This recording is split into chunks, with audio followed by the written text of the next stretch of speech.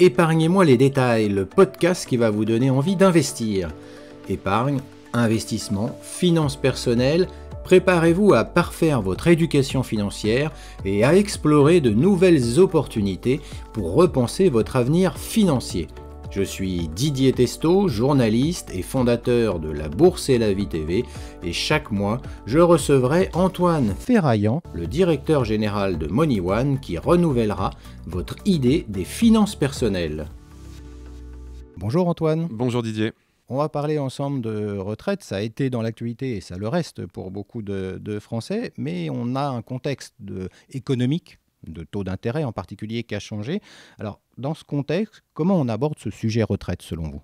Alors effectivement Didier, c'est vrai que ça a été un sujet d'actualité, mais il va perdurer dans le temps parce que selon mon analyse, entre le rallongement de la durée de vie, le rallongement de la durée passée au travail, et puis l'inflation qui est là et qui peut, on ne le sait pas, mais en tout cas qui va rester plus haute que ce que l'on a pu connaître par le passé.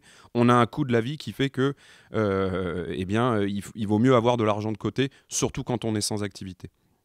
Donc aujourd'hui, c'est un vrai sujet sociétal et auquel il faut être en capacité de répondre, et j'ai envie de vous dire le plus rapidement possible. Maintenant, cela va dépendre de la capacité de chacun. Il y a des personnes qui sont en capacité d'épargner des centaines, des milliers d'euros par mois, et il y en a d'autres qui peuvent épargner que des dizaines ou des centaines d'euros. Le plus important, j'ai envie de vous dire, c'est de le faire, que ce soit 10 euros par mois ou 1000 euros par mois. Alors justement, quelles sont les questions que l'on doit se poser ? Quand on est, une fois de plus, le plus important, c'est de se déterminer un plan d'action en fonction de ses propres ressources. Et puis, face à cela, on est tous inégaux. Une personne peut être complètement différente d'une autre et avoir un plan de financement qui va être complètement différent d'une autre. Déjà, de par son statut. Et quand on est salarié, on a parfois la chance d'être dans des groupes qui permettent d'épargner via de la participation intéressement, via des plans de retraite, d'épargner de manière indolore, sans effort en tout cas. Et puis de l'autre côté, on peut être libéral, entrepreneur, indépendant. Et là, on est confronté à des cycles économiques et à un cycle en fonction de sa propre activité. Et donc là, il faut vraiment se poser les bonnes questions parce qu'on n'est pas accompagné par une entreprise pour le faire. Donc ça va dépendre du statut de chacun et puis ça va vraiment dépendre de la capacité de chacun à pouvoir mettre de l'argent de côté. Mais je le répète, le plus important c'est de le faire, et le plus important c'est de le faire le plus tôt possible parce qu'on va bénéficier d'un effet temps entre guillemets.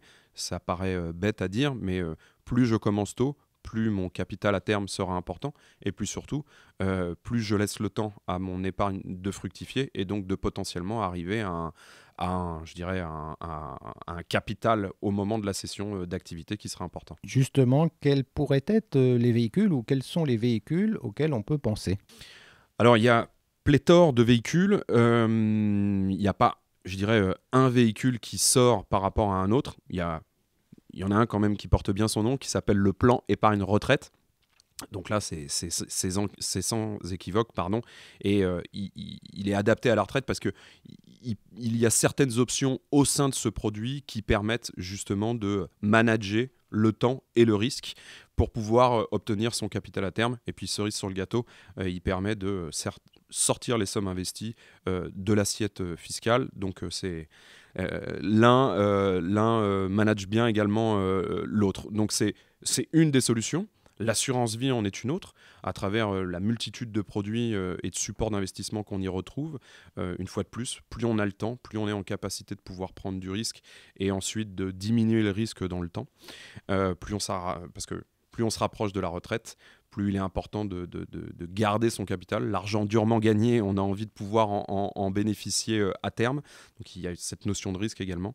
Et puis la SCPI, ça peut également être un produit, je dirais que le triptyque est là, et puis l'immobilier, de manière classique, avoir sa résidence principale, de payer quand on part à la retraite, au moins on a un toit, et puis on est propriétaire de ce toit. Donc ça permet d'aborder les choses plus sereinement au moment du départ à la retraite. Vous nous avez parlé de différents produits, mais tous ne sont pas égaux en termes de frais. Comment ça se présente justement pour l'investisseur? Effectivement, Didier, c'est une bonne question parce que plus on appréhende ces sujets de retraite tôt, plus on va porter les produits dans le temps. Et donc, typiquement, 1% de frais de gestion, si je commence à épargner à mes 30 ans et que je suis à la retraite à 65, bah, c'est 1% de frais de gestion pendant 35 ans. Donc, 35% de performance en moins. Donc, il faut évidemment être très attentif aux distributeurs. Et aujourd'hui, il y a bon nombre de distributeurs online qui vous permettent d'avoir ce type de produit-là parmi des frais les plus compétitifs du marché. Low cost ne veut pas dire low service. Au contraire, il y a aujourd'hui beaucoup de distributeurs qui allient performance, moindre frais et niveau de service, je dirais, en lien avec les attentes des investisseurs. Et la dernière chose que je peux vous conseiller, c'est de diversifier. Vous pouvez très bien, dans une anticipation de retraite, vous exposer à un plan épargne retraite, à de la SCPI, à de l'assurance vie, et avoir un combiné des trois permet également de panacher ses frais autant qu'on panache ses produits. Merci beaucoup Antoine. Merci Didier.